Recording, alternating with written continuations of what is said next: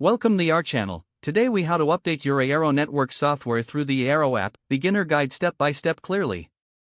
Open the Eero app on your smartphone or tablet. Ensure you are connected to log in using your Eero account credentials if prompted.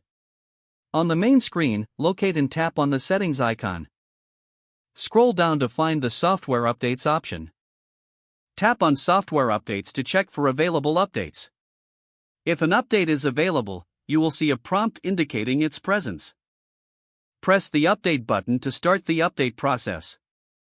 The app will download the update, which may take a few moments. Once the download is complete, the app will begin installing the update. Do not unplug your Eero devices during the installation. You will see a progress bar indicating the installation status. Wait for the installation to finish. After the installation is complete, the Eero network will automatically restart. Once restarted, check the app to confirm the software is up to date.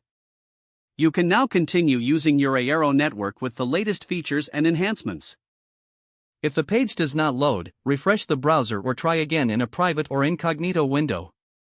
Make sure you are using the correct email address, then retype it carefully to avoid small typos. If your password is not accepted, use the reset option and create a new strong password you can remember. Check your spam folder for verification or security emails, then complete any requested confirmation steps. Enable two-factor authentication if available to improve account security and reduce unauthorized access risk. After signing in, review your profile details so your contact information and settings are accurate and current. If you see an error message, note it down and try again after restarting your device and internet connection. Log out when you finish, especially on shared devices, to keep your account and payment information secure. If the page does not load, refresh the browser or try again in a private or incognito window. Make sure you are using the correct email address, then retype it carefully to avoid small typos. If your password is not accepted, use the reset option and create a new strong password you can remember. Check your spam folder for verification or security emails, then complete any requested confirmation steps. Don't forget to like this video and subscribe to our channel for more step-by-step tech guides.